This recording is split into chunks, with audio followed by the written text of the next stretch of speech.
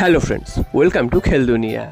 আগামী মরশুমে মোহনবাগান কবে প্রথম প্র্যাকটিসে নামবে সেই ডেটটা কিন্তু জানা গেল। তোমরা জানো যে মোহনবাগান আইএসএলে নামার আগে দুটো টুর্নামেন্ট খেলে ফেলে, অর্থাৎ সিএফএল এবং ডুরান্ড কাপ। তো সেই সিএফএল এবং ডুরান্ড কাপ কিন্তু এবার যেটা শোনা যাচ্ছে, সিএফএল গত বছরও মোহনবাগানের জুনিয়র দল বা রিজার্ভ দলের প্লেয়াররাই খেলেছিল, যারা কিন্তু পরে আইএসএলের দলেও সুযোগ পেয়েছিল।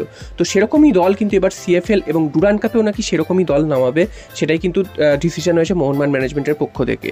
তো এবার প্রশ্ন হচ্ছে, তাহলে এই সিনিয়র দলের আগে জুনিয়র দল যে খেলতে নামবে তাদের প্র্যাকটিস কবে থেকে শুরু হবে, অর্থাৎ সিএফএল বা ডুরান্ড কাপের প্র্যাকটিস কবে থেকে শুরু হবে। তো তোমাদের জানিয়ে রাখি, জুন মাস পড়ে গেছে, অর্থাৎ গত বছরের সিজন শেষ হয়ে গেছে এবং আজ থেকে নতুন ট্রান্সফার উইন্ডো খুলে গেল এবং নতুন সিজনও কিন্তু স্টার্ট হয়ে গেল। তো মোহনবাগানের সমস্ত প্লেয়াররা কিন্তু 9 জুন কলকাতায় আসবে এবং তারা কিন্তু 9 জুন যেসব বাইরের প্লেয়াররা আছে, শৈশাবোধের ব্যাপার আছে, তারা কিন্তু শৈশাবোধ করে 10ই জুন থেকে মোহনবাগানের প্র্যাকটিস শুরু করে দেবে। এবং এই মোহনবাগানের প্র্যাকটিস শুরু হয়ে গেলেও মোহনবাগান কিন্তু সিএফএল এর ম্যাচ খেলতে নামবে প্রায় জুলাই মাসে গিয়ে, কারণ জুনের 25 তারিখ থেকে সিএফএল শুরু হয়ে যাচ্ছে। তবে মোহনবাগানের খেলা কিন্তু প্রথম দিকে নেই, মোহনবাগানের খেলা কিন্তু কিছুটা পরের দিকে রয়েছে, অর্থাৎ সেটা সম্ভবত জুলাই মাস হয়ে যাবে এবং তখন থেকে কিন্তু মোহনবাগান তাদের প্রথম ম্যাচ খেলতে নামবে।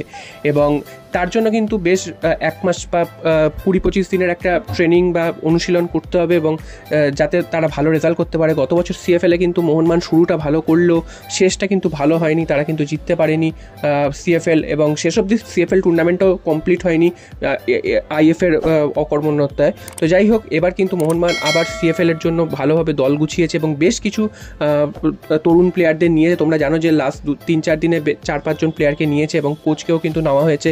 এই প্লেয়ারগুলোই আরএফডিএলে খেলবে এবং পরে যদি তারা ভালো পারফরমেন্স করতে পারে তারা কিন্তু আইএসএল এর টিমেও চান্স পাবে।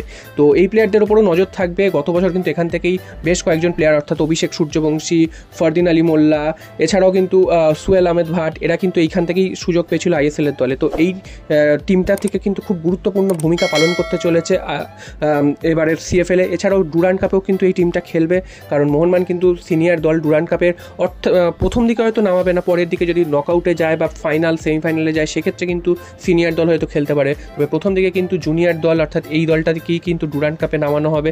তো দুটো টুর্নামেন্ট মোহনবাগান খেলতে নামছে এবং তার প্র্যাকটিস শুরু হচ্ছে কিন্তু আগামী 10 তারিখ থেকে। তো তোমরা তোমাদের মতামত জানাও যে এত তাড়াতাড়ি প্র্যাকটিস শুরু করে মোহনবাগান ভালো করছে, কারণ অন্যবার দেখা গেছে পরে প্র্যাকটিস শুরু করার ফলে অনেক চোট আঘাতের সমস্যা বাড়ে বা প্রি সিজন ঠিক মতন না হওয়ার ফলে অনেক কিন্তু